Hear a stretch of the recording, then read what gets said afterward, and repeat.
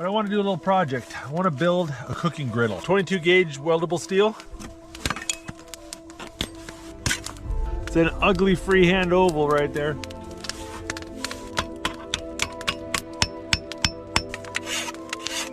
Got a little bit of steel rod here. Heat that up in the fire.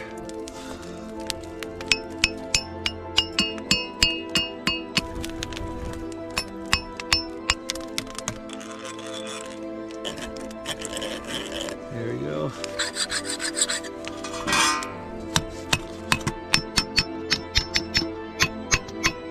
That's a little griddle, but now we gotta season it. Peanut oil. Let that bake. Do a couple layers.